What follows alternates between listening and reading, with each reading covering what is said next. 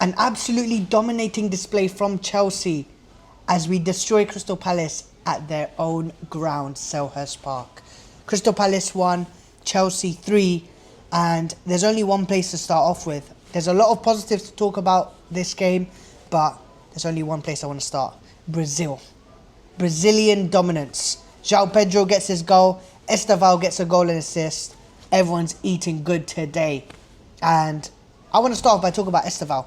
This guy, when it comes to intelligence, at the age of 18, to have his intelligence, world class.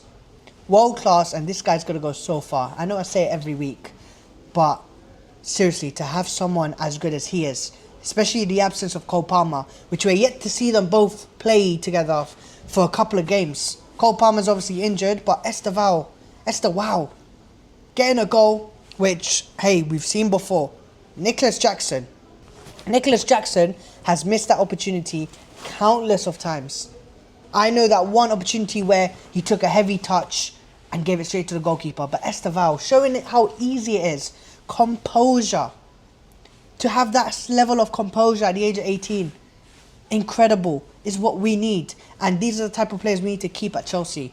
We can't let go of Cole Palmer, can't let go of Caicedo, Reece James, Estevao. These guys should be the foundation of Chelsea Football Club, and we should be building around them. But Estevao, that finish, smashes it, no messing about, gets the first goal to put Chelsea up at Selhurst Park, which we usually do quite well, to be fair. We usually smoke Crystal Palace. Obviously, at the beginning of the season, we drew. But at Selhurst Park, last season, we drew to them. We beat them 3-1 that time before. Beat them 2-1. So, yeah, they haven't beaten us at Selhurst Park since 2017. So, I was optimistic about this game. But again, it all comes down to the formation, to the lineup, to how Liam Rosenior wants to play. And today, I must say, I'm not fussed with the lineup at all. Badiashile, Chalobah, centre-backs. You know what? I've got a bit of a soft spot for Badiashile, because if you're talking about the calmness of a centre-back, Badiashile, his middle name is Calm. Literally. Benoit Calm Badiashile. I know he has Bozo in it, because sometimes he can be a bit too calm. But he is so calm on the ball, and maybe him and Chalobah does work sometimes. And today, even though we did concede a late goal, played well today. Played very, very well. Cucurella, Reece James, outstanding as always. Caicedo and Andre Santos. Now, Estevao starts, gets a goal and assist. Santos starts, has an absolute blinder in that midfield. And I can't wait to see more of him. With Liam Rosenior as his previous coach as well, hopefully he can bring the best out of him. Bring the absolute best out of him next to Caicedo, rotate, and even give Caicedo a bit of a rest. For me, that midfield three, Enzo Fernandez, Caicedo, and Santos, allows Enzo Fernandez to be that box-crashing midfielder. And even though he didn't get open play goal, but he's got more goals than Declan Rice this season. So, huge W's there. Put away the penalty. Now, I want to quickly talk about that penalty, because I can't lie. As much as I loved it, I must say it was a little bit harsh. To give that a penalty, I can understand. And I feel like, low-key, they gave the right decision. They didn't give a red card, because obviously it's a goal-scoring opportunity. However, there's not much he can do there. That's the only thing I could say. It's like, there's not much he can do. But then again, he has literally denied a goal-scoring opportunity. So I feel like they did the right thing there. But if it was given against us, I'd be complaining, I'll be honest. But 3-0 up at this point. Then Adam Wharton gets a red card as well. And for me, this is where Liam Rosenior, and again, maybe the inexperience for myself, as I'm not that much of a coach. I've coached football teams before, but not to that level, obviously. But that's where I want to be pushing for the 4, 5, or even 6.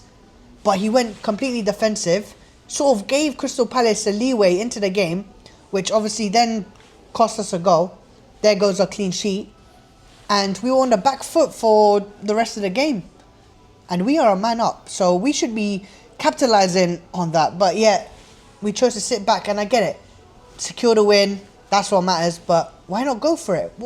If you concede one goal, then switch up the formation, but why not go for it? Make the most of it. They were down bad as it is. Kick them while they're on the floor. But regardless, we still won. That was probably the only thing I would say that we could have capitalised a little bit more. Joao Pedro as well with the goal today. Needed that. That's his second goal now, back-to-back games. One against Brentford and now against Crystal Palace. Want to see him more on the goal tally as well. This guy, good finish. Cut in, sent to the defender, through the keeper's legs. Very good finish, but we want to see more of that. That is the Joao Pedro that I've been wanting to see. And he's had quite a bit of a quiet spell, I must say. But yeah, Joao Pedro, come on. Keep it up. Hopefully him starting over Liam Delap, because I'll be honest, I've lost complete faith in Liam Delap, man. At first, I was a big advocate, like maybe give him time, but really, if United's calling for him, hey, don't take Cole Palmer, take Liam Delap. Have him, man, honestly. But one thing I will say is, just to quickly end it, because obviously I'm at work, so yeah, work I have to get done. But one thing I want to make clear is about Robert Sanchez, because once again, this guy has saved us against Crystal Palace. But where do I stand with him? Now, with me personally, I don't think he's good enough to be a Premier League winning goalkeeper, Champions League winning goalkeeper. I don't think he's at that level for us to be competing in the long run. Like, I don't want him in the next 5 years. However, I must say, firstly, he has improved from last season significantly. And yes, he's given us a very few bozo moments which has frustrated us. Whether it's the passing, the saves, decision making. But majority of this season, he has saved us so many times. And I feel like because of those bozo moments, Chelsea fans don't want to give him appraisal, don't want to give him his flowers. And I feel like that's so wrong to do. Because this guy has saved us in so many occasions. And I know if that was Jorgensen, we would have been cooked. Now, do I want a goalkeeper in the summer? Absolutely. But doesn't mean I can't give my man his flowers. Doesn't mean I can't give him applause for when he's doing well, when he's saving us. And I can't rate him. Of course I can. But yeah, I feel like Chelsea fans are very divided when it comes to Robert Sanchez. Don't get me wrong. He does make the mistakes. And it pisses me off to the utmost highest level. But if you're going to criticise him when he's at his worst, let's give him his flowers when he's at his best. But yeah, had to wrap it up quick, guys. Very happy with the 3 points. Soon is literally, not soon, right now, Arsenal versus Man United. Come on, United, I need this. Please, I'm a United fan today. So yeah, guys, like, comment and subscribe. Follow me on all my socials as well, as always. And until next time, Napoli this week. It's going to be crazy. But yeah, let's go. Until next time, take care and peace.